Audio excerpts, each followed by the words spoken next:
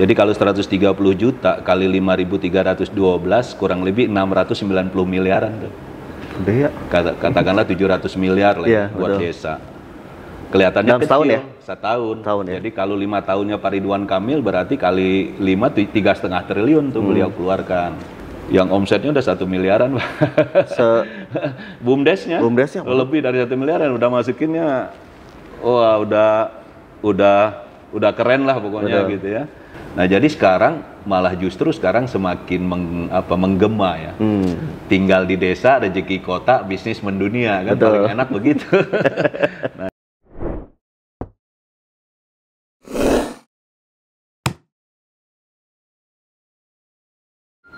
Bismillahirrahmanirrahim. Assalamualaikum warahmatullahi wabarakatuh. Para pendengar PR dan juga warga Jawa Barat, tentunya dalam podcast catatan PR FM, tentunya edisi khusus Jabar Juara.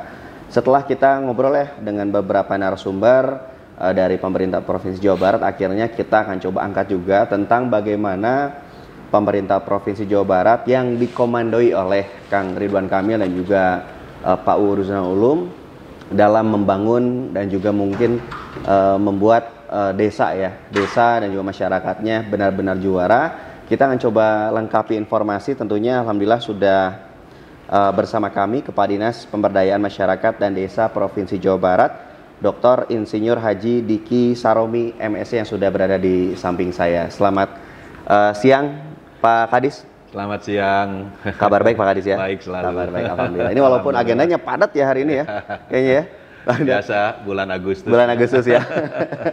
Dan tentunya kita akan coba langsung saja berkaitan dengan sudahkah desa di Jawa Barat juara sesuai tagline dari Kang Emil dan juga Pak Uu ya. Kita akan coba tanyakan mungkin Pak Kadis berkaitan dengan program apa saja sih yang dijalankan oleh dinas yang juga Pak Kadis pimpin sesuai dengan instruksi Pak Ridwan Kamil dan Pak Uu seperti apa saja sih Pak Kadis? Ya, yang pertama tentunya Dinas Pemberdayaan Masyarakat dan Desa ini salah satu dinas yang menjadi pengampu ya dari salah satu dari 11 program prioritas Pak Ridwan Kamil dan Pak Uu. Sebagaimana diketahui dalam RPJMD 2018-2023 ya, Pergub 8 tahun 2019, untuk mencapai visi Jabar Juara itu ada 11 program prioritas dan salah satunya adalah Gerbang Desa.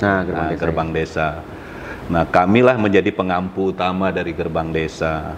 Jadi oleh karena itu dari Gerakan Pembangunan Desa ini kita telah mempunyai Pergub nomor 8 ya tahun 2022 kemarin, yang kemudian itulah yang menjadi tolak ukur saya untuk melaksanakan pembangunan desa dalam rangka pencapaian Jabar Juara, dan indikator untuk desa itu juga ada, yaitu indikator kinerja utama Pak Gubernur yang ditandai dengan indeks desa membangun, dan indikator yang harus saya tuntaskan juga berupa tuntasnya desa tertinggal dan naiknya desa mandiri. Nah, itulah mungkin desa juara itu di situ. Baik, jadi bisa dikatakan salah satu program prioritas sempat jadi beban nggak Pak?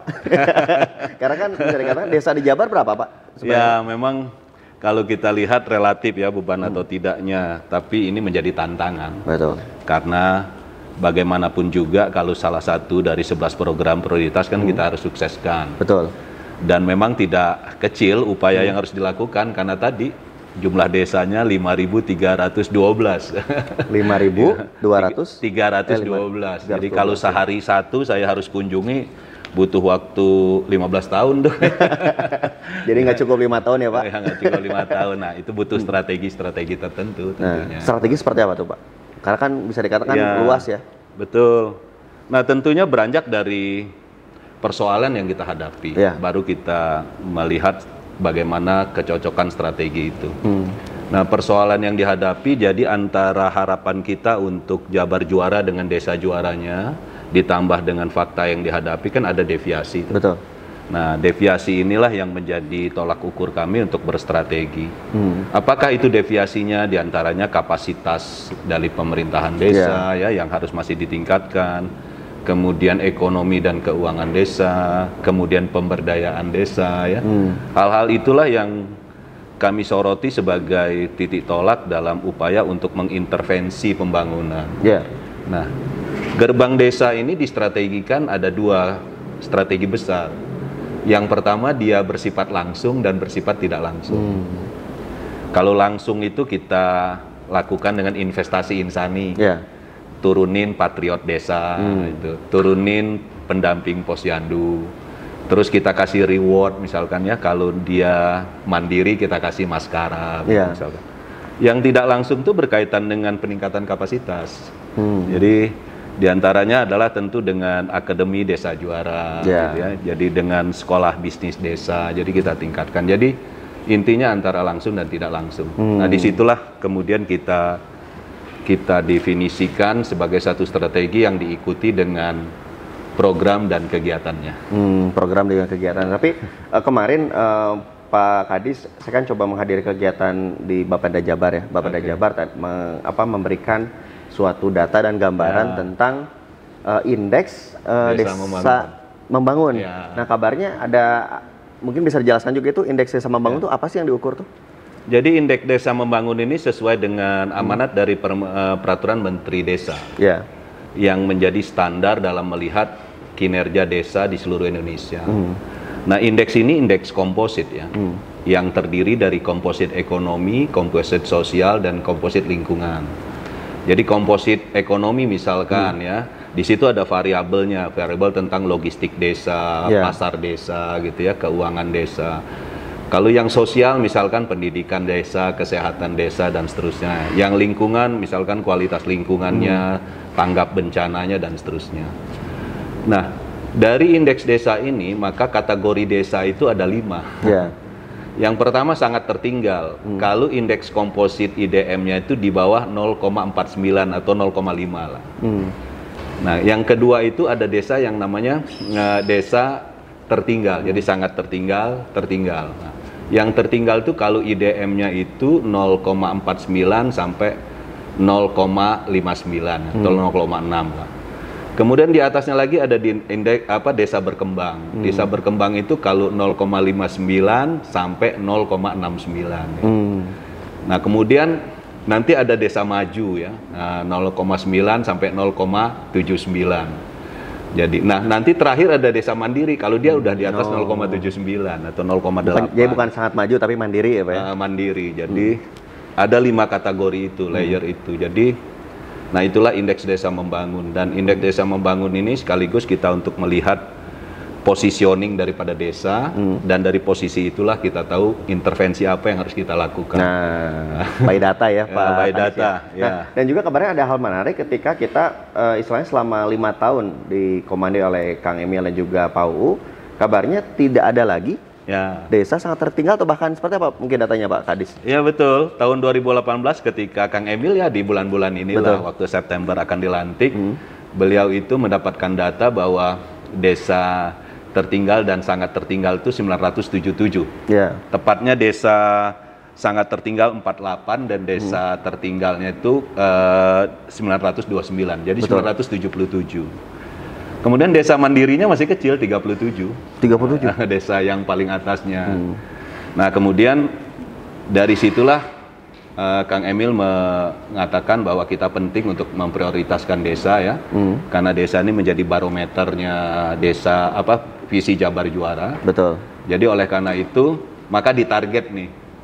Nah, tahun 2023 itu desa tertinggalnya harus 0. Nah. Jadi dari 977 itu harus 0. Wah, lumayan berat juga tuh ya. Menghilangkan 977 menjadi 0.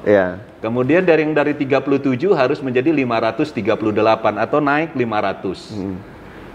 Nah, ternyata dengan apa yang kita lakukan sampai bulan Agustus ini tahun 2023 dengan program gerbang desanya ya, dan kepedulian Kang Emil dengan Kang UU terhadap pembangunan desa ini, hasilnya juga dahsyat.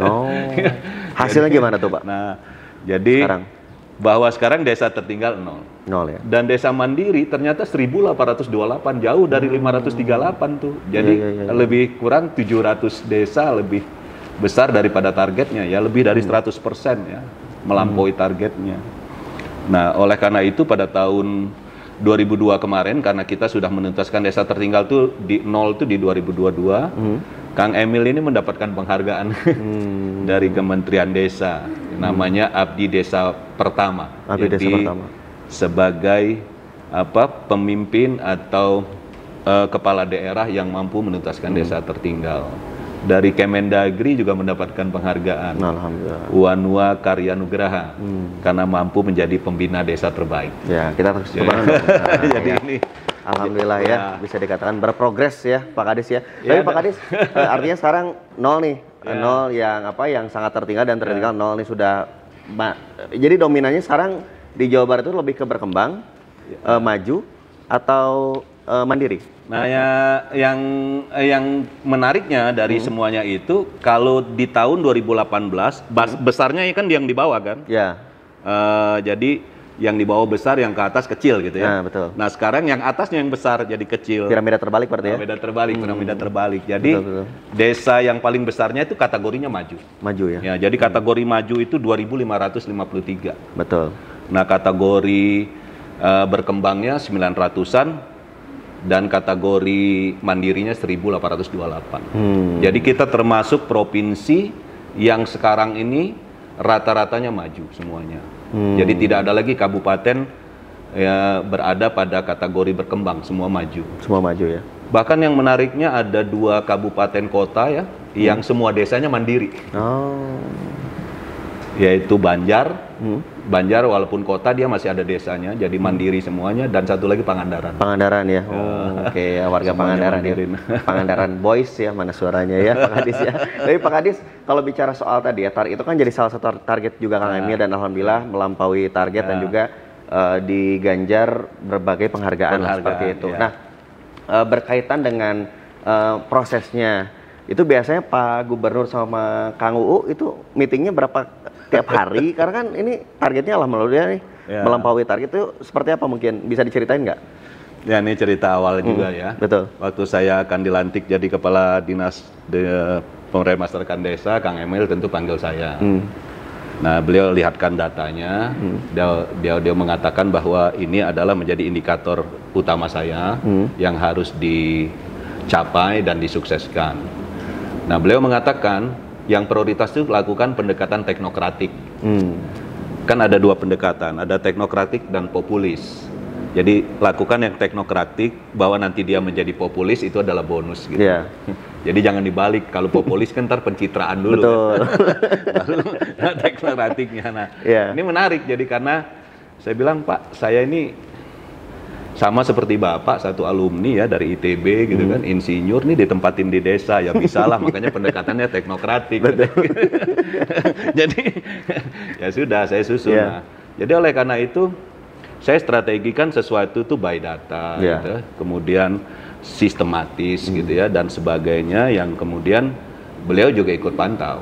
Jadi ditanya ya, bahwa nih Pak Diki nih tolong beberapa hal yang seperti ini gitu ya, harus diarahkan seperti ini. Nah, masuk dalam pengendalian inflasi kemarin. Betul. Salah satunya beliau menstrategikan setelah saya konsepkan pendekatan teknokratiknya, bahwa salah satunya inflasi itu harus juga melakukan kegiatan atau program ketahanan pangan. Beliau menelurkan yang namanya LEIT. Mengaktifkan kembali kearifan lokal Jawa Barat kan, dengan lumbung pangan yang namanya LEIT. Nah, sekarang LEIT-nya di beberapa kabupaten sudah kita bangun. Nah, itu salah satu contoh yang beliau selalu katakan. Dan yang menarik juga, beliau ini punya istilah-istilah singkatan yang yang gampang diingat, familiar ya. Jadi contoh ya, kan banyak singkatan kan, kalau bangun desa harus dengan sesuatu yang orang gampang ingat. Betul. Aksara, Akademi Desa Juara. Maskara gitu. Ya. Mobil aspirasi Kampung Juara gitu ya. Sabisa, Sekolah Bisnis Desa. Kalau Pak Diki, Antapani, kata antara cinta tapi tewani. Jadi jadi istilahnya familiar ya. Gitu, familiar. Jadi saya lihat, wah, dengan cara itu ngomong ke desa kan enak, Pak. Betul. Jadi orang anget, Pak Abdi nyuhunkan maskara gitu. Ternyata maskara bener gimana dong, Pak? Nah, itu dia. Nah, ini maskara nanti buat ya ibu-ibu biasanya. Ibu-ibu beda lagi. Nah, jadi Jadi itu juga menjadi salah satu kunci ya, karena beliau ini juga sangat mengedepankan sesuatu yang gampang diingat, familiar, dan kadang-kala juga bahasanya bahasa yang simpel di masyarakat. Itu juga faktor yang juga kan keberhasilan ini.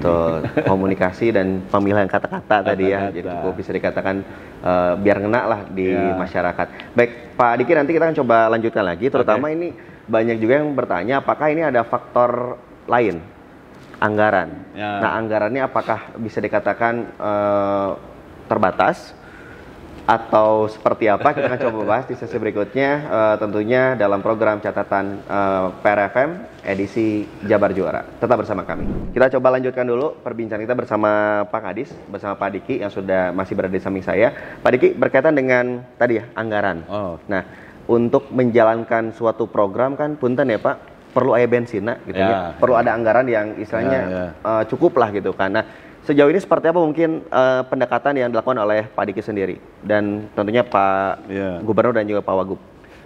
Nah, yang pertama setelah kita baca ya Pak ya, setelah dari Undang-Undang 6 tahun 2014 tentang desa, maka setelah kami lihat dan kami baca serta kami pelajari, ternyata pendapatan desa itu ada 7 sumber. Nah, ya. Yang pertama ada yang namanya dana desa. Nah, dana desa itu APBN. Betul. Ya, rata-rata Jawa Barat yang mungkin 1 miliaran lebih lah desanya. Per desa. Per desa. Ya. Terus ada yang kedua, ada yang namanya dana desa. Alokasi dana desa. Alokasi dana desa atau ADD itu dari kabupaten kota. Terus kemudian ada yang bagi hasil. Bagi hasil itu dari kabupaten kota, misalkan dari penarikan pajak retribusi, mereka dapat hasil. Yang keempat itu ada bantuan keuangan.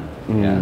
Bantuan keuangan itu ada bantuan keuangan dari kabupatennya sendiri, ada bantuan keuangan dari provinsi. Ya. Karena desa kan otonomi, bisa dibuat. Kemudian ada yang namanya PAD desa, pendapatan asli desa. Kemudian ada yang namanya CSR, dan ada pendapatan lain-lain. Dari 7 ini, nah yang luar biasanya adalah bantuan keuangan provinsi di zaman Pak Ridwan Kamil itu konsisten memberikannya. Ya itu sejumlah 130 juta per desa. Jadi kalau 130 juta kali 5.312 kurang lebih 690 miliaran tuh. Gede ya. Katakanlah 700 miliar lah buat desa. Kelihatannya dalam kecil, setahun ya? Setahun. Ya? Jadi kalau 5 tahunnya Pak Ridwan Kamil berarti kali 5 3,5 triliun tuh beliau keluarkan. Nah, untuk apakah dana yang bantuan keuangan itu? Untuk ya itu tadi menambah honor atau tunjangan dari aparatur pemerintah desanya biar semangat ya. Karena bagaimanapun juga pemerintah desa ini kan punya peran penting ya. Kemudian ada untuk posyandu karena kesehatan itu menentukan ya. Kemudian juga ada untuk sapa warga ya, untuk mereka berkomunikasi terus ya. Kemudian juga ada untuk infrastruktur dan ada juga untuk biaya konten ya, untuk sosialisasi pembangunan dan sebagainya. Nah itu satu poin yang harus diperhatikan ya, bahwa ada satu, dan tidak semua provinsi melakukan ini. Oh nggak semua ya? Ya, jadi Jawa Barat adalah provinsi yang menurut emak saya rata seluruh desa tanpa melihat ini ya, desa berkembang majunya. Betul. Ya, semua rata. Nah ini satu hal yang harus kita kedepankan. Nah di lain pihak juga beliau memberikan juga dana yang sifatnya untuk peningkatan kapasitas. Di antaranya apa yang ada pada diri kami ya. Dia dengan melakukan peningkatan seperti Aksara tadi, Akademi Desa Juara, Sabisa yang kita lakukan. Juga kita membiayai Patriot Desa kan, ya. Kemudian CEO BUMDes gitu dan sebagainya. Kalau soal besar kecil relatif sih. Ya, betul. Ya sejauh mana efektif daripada dana itu kan. Yang paling penting kan di sana. Nah, saya pikir ini sungguh efektif ya. Termasuk pemberian maskara itu sekarang berlomba-lomba orang untuk menjadi mandiri kan. Betul. Jadi sekarang 1828 yang dibagiin maskaranya paling baru 500-an. jadi contoh bagaimana saya pikir itu hal-hal yang keberpihakan dana dan efektivitas ini menentukan keberhasilan. Mungkin itu secara garis besar. Secara anggaran, jadi walaupun bisa terbilang apa ya, ternyata gede juga ya Pak. Ya. Tapi kan 5.000 lebih ya tadi desa yang ada di Jawa Barat. Tapi kalau kita bicara soal ini Pak, percontohan lah, apakah tadi yang Banjar sama Pangandaran saja atau ada desa lain ya Pak yang menjadi andai kata nih ada contoh dari entah itu dari provinsi lain atau bahkan dari luar negeri bertanya gitu kan, kira-kira nih pengelolaan desa mandiri itu harus seperti apa? Contohnya itu desa mana, Pak? Oh, banyak sekali desa-desa yang sekarang kita kumpulkan ya, namanya desa-desa yang bintang 5 lah. Dia mandiri bintang 5. Mandiri bintang 5 itu, jadi desa juara itu adalah dia mandiri dan percaya diri. Gitu. Nah, mandiri itu dia bisa sustain untuk melaksanakan dan continue melaksanakan pembangunannya. Percaya diri itu dia benar-benar berkreasi atas potensi sendiri ya, punya bargaining position yang kuat. Banyak, selain yang di Pangandaran, yang di Banjar juga. Di antaranya di Kuningan ya, saya tahu tuh ada desa Kaduela ya. Kemudian di Kabupaten Bandung tuh banyak sekali, ada Alam Endah ya, ada Wangi Sagara ya. Betul. Yang omsetnya udah 1 miliaran, BUMDesnya lebih dari 1 miliaran, udah masukinnya, wah udah keren lah pokoknya. Betul. Gitu ya. Kemudian ada Pilangsari di Majalengka ya, kemudian juga ada yang misalkan di Kabupaten Cirebon juga ada yang sudah ekspor ke luar negeri. Banyak sekali beberapa desa yang saya rasa itu sudah bisa menjadikan desa bintang 5 ya. Jadi oleh karena itu kita patut berbangga. Betul. Dan ini dijalankan oleh badan usaha milik desanya yang sangat luar biasa bagusnya, kreatifnya ya. Dan juga banyak anak-anak muda yang berperan di situ juga. Itu dia nih, karena ini pun seringkali ada anggapan ya Pak Kadis ya soal ketika sudah lulus SMP bahkan SD gitu kan ke kota gitu kan, banyak arti kan istilahnya untuk potensi urbanisasinya dulu masih kencang nih. Nah sekarang dengan desa yang sekarang sudah seperti mungkin rezekinya lebih dari kota itu apakah cukup benar-benar jadi arus urbanisasi bisa ditekan juga ya Pak ya? Nah, itu ada pengaruhnya yang sangat besar ya terhadap arus urbanisasi ini. Kan urbanisasi itu akibat tidak adanya prospek di desa kan. Betul. Bagi anak-anak ini. Nah, jadi sekarang malah justru semakin menggema ya. Tinggal di desa, rezeki kota, bisnis mendunia kan. Betul. Paling enak begitu. Nah, jadi anak-anak muda ini sekarang sudah melihat bahwa desa ini adalah masa depan. Sudah mulai ke arah sana.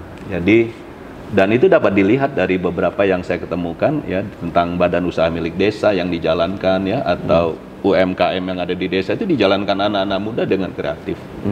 Dan ini sangat memungkinkan sekali karena dengan dunia digital sekarang, itu memudahkan segalanya kan. Jadi kalau kata saya ini adalah satu hikmah yang didapatkan dari perkembangan teknologi dengan digital ini ya. Jadi dengan IoT, Internet of Things ini saya pikir sudah mengarah kepada hal-hal yang memudahkan untuk kita melakukan usaha atau bisnis di desa. Jadi saya lihat tidak hanya petani ya, juga untuk perdagangan, wisata yang paling banyak. Nah, itu yang kreatif itu anak-anak desa sudah mulai mengarah ke sana. Artinya ini ada keterlibatan SKPD terkait juga ya? Ya, betul. Jadi kalau kita lihat, kalau kita bicara desa wisata, itu tidak hanya dinas pariwisata saja. Betul. Di sana ada infrastrukturnya, ada UMKM-nya, ya ada dinas kami sendiri juga, dinas desa dan yang lainnya. Jadi kita rempuk untuk menjadikan itu benar-benar desa wisata yang layak. Gitu. Yang layak begitu Pak Kadis ya.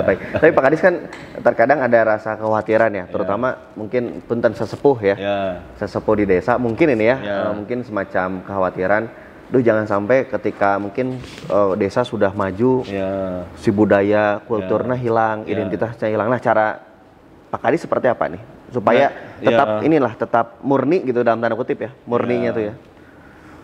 Nah, inilah yang menjadi tantangan kita, Pak. Jadi makanya desa juara itu kita definisikan sebagai desa mandiri dan percaya diri.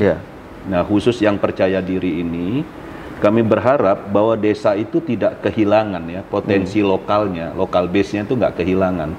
Jadi artinya bukan ikut-ikutan. Betul. Ya. Jadi dia, dan saya merasa dilihat dari 5.312 desa di Jawa Barat itu nggak ada yang miskin. Semua tuh punya potensi. Kalaulah dia belum maju atau mandiri itu karena memang potensi ini yang belum digarap dengan optimal saja. Nah, jadi oleh karena itu saya mengatakan bahwa banyak potensi yang bisa dilakukan tanpa mesti ikut-ikutan kepada yang lain. Nah, itu yang harus kita sadarkan kepada seluruh stakeholder di desa. Nah, hal ini kemudian kita temakan dalam pelatihan-pelatihan. Nah, saya tuh merubah cara pandang pelatihan ini. Jadi BIMTEK yang pelatihan ini tidak semuanya temanya itu saja gitu. Jadi artinya gini, kalau iklan gitu ya, apapun makanannya minumnya teh botol. Oh sorry, ini bukan iklan ya. Gitu ya. Tetapi maksudnya juga jangan semua peningkatan kapasitas harus dengan cara itu terus. Ya, betul. Nah, jadi harus sesuai dengan kebutuhannya. Nah, saya pernah mengumpulkan desa ya yang memang ingin berbisnis atau mengetahui pasar desa. Cara yang saya lakukan adalah saya melihat desa yang pasar desanya bagus, kayak di Cilimus Kuningan. Saya langsung lakukan pelatihan buat desa-desa di situ. Contoh. Jadi kayak di copy paste gitu. Ya. Nah, ini contoh seperti ini. Terus desa misalkan yang ingin berbisnis internet gitu. Nah, saya lihat kan desa yang sukses dengan internetnya, termasuk dengan provider internetnya saya panggil. Jadi mari kita lihat itu seperti apa prospeknya. Kemudian desa yang sukses dalam wisatanya ya, yang mengelola potensi lokalnya. Jadi contoh pernah saya bawa ke Jogja. Jadi melihat misalkan desa Sambirejo untuk melihat tebing breksinya ya. Kemudian Mangunan di Jogja gitu saya lihat dan sebagainya. Jadi akan lebih mudah kalau dia melihat secara langsung ya dan sebagainya. Nah, dari sini mulai timbul mereka gitu. Oh, ternyata di tempat saya itu punya potensi-potensi khas. Betul. Yang unik. Nggak perlu ikut-ikutan kan dengan yang lain, malah nanti kalau ikut-ikutan malah jadi nggak original unik, ya, nggak original gitu. Jadi ini yang sudah mulai saya arah-arahkan ke sana. Baik ya, jadi sesuai dengan potensi yang ada, lokal base-nya seperti apa, disinkronisasikan. Mungkin malah ketika kita contoh kunjungan kemana, ternyata lebih bagus kita ya, potensi yang sebagainya. Itu ada juga seperti itu ya? Ada.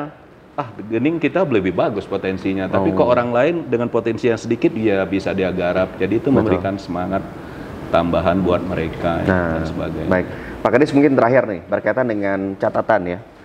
Karena ini namanya catatan PRFM, tapi catatan dari sosok Ridwan Kamil dan juga Ruzanul Ulum untuk desa. Apakah ada catatan khusus di masa akhir jabatan beliau? Apakah misalnya itu pernah menitip pesan ke Pak Kadis, pokoknya semua desa 5.000 harus benar-benar mandiri ya. Nah itu ada nggak? Atau seperti apa mungkin catatan dari Kang Emil maupun Pak U? Ya yang jelas ingin semua desa itu desa juara. Juara ya? Ya kalau desa juara itu desanya mandiri dan percaya diri gitu ya. Nah kalau mandiri itu tidak hanya dari strata desanya, tapi mandiri juga dari ekonominya ya, dari keuangan desanya.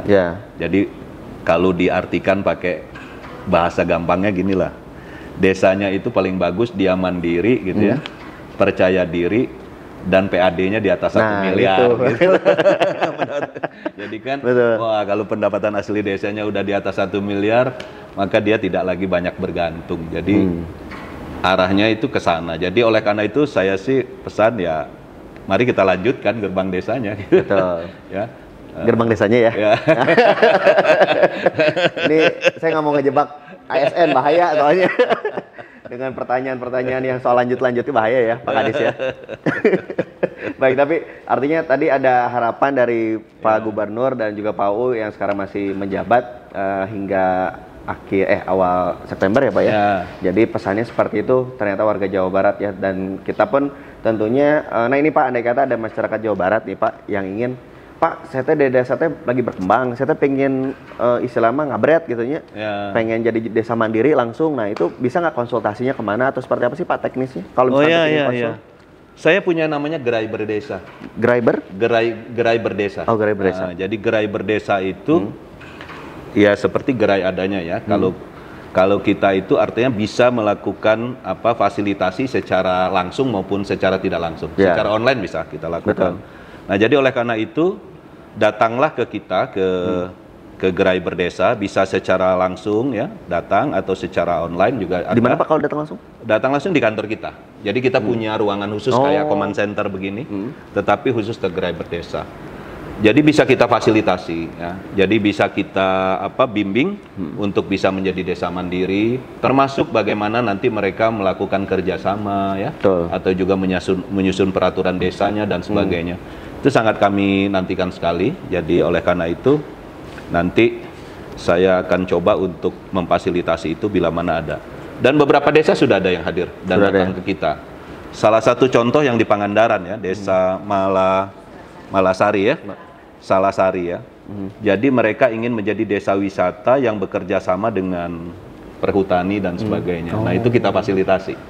Jadi memanfaatkan bagaimana sih lahan perhutani tetap konservasinya terjaga, apanya terjaga, tetapi wisatanya juga bisa menghasilkan buat desa. Jadi desanya nggak jadi penonton aja. Nah itu dia, betul. Jadi kita fasilitasi.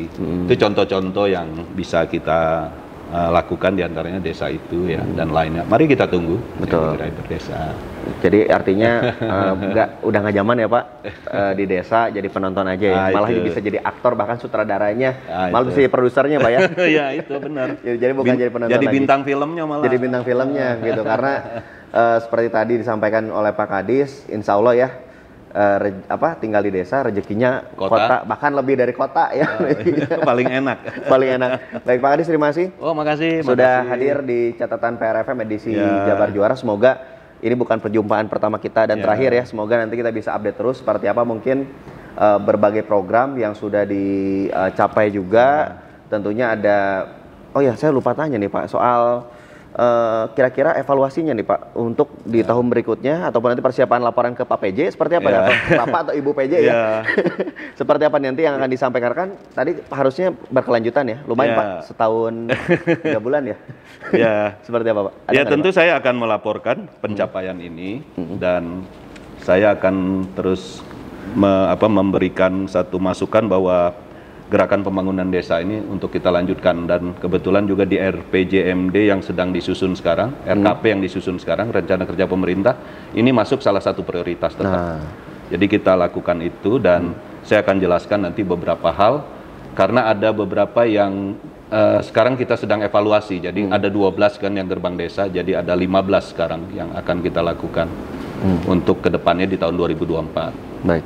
Dan yang kedua di kesempatan ini ya, mungkin saya selaku Kepala DPMD dan utamanya kepada desa-desa, makanya selayaknya lah kita mengucapkan terima kasih ya kepada Pak Gubernur, Pak Ridwan Kamil dan Pak UU atas kerja kerasnya ya dan keberpihakannya kepada desa.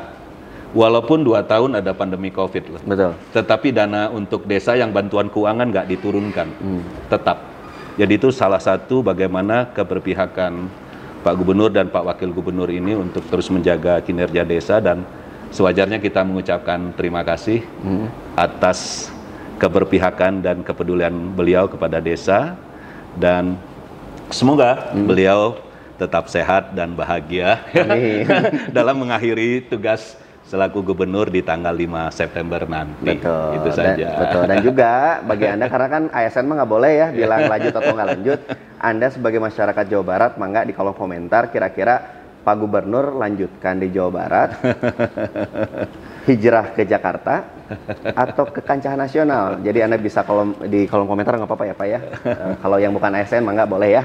Kalau yang ASN kayaknya agak riskan. Demikian mungkin Pak Kadis, terima kasih Pak Dinas Pemberdayaan Masyarakat dan Desa Provinsi Jawa Barat, Dr. Insinyur Haji Diki Saromi MSc, sudah bersama kami di PRFM. Semoga kita bisa berjumpa lagi di lain kesempatan dan semoga kegiatan dan juga desa semakin mandiri ya Pak ya, bahkan semakin juara. Terima kasih Pak Kadis. Terima kasih. Semoga sehat selalu. Demikian mungkin para pendengar PRFM dan juga warga Jawa Barat, podcast catatan PRFM edisi Jabar Juara. Sudahkah desa di Jawa Barat juara? Mangga Anda pun bisa tulis komentar di kolom komentar untuk menyampaikan aspirasi Anda, dan Anda pun mangga ya bisa memberikan aspirasi, memberikan semacam masukan juga kira-kira sektor mana lagi nih yang bisa kami gali lagi untuk melihat potensi yang ada di Jawa Barat, tentunya dalam mewujudkan Jabar Juara lahir dan batin. Demikian mungkin saya Ahmad Fauzi, ucapkan terima kasih dan sampai jumpa di lain kesempatan. Hatur nuhun. Assalamualaikum warahmatullahi wabarakatuh.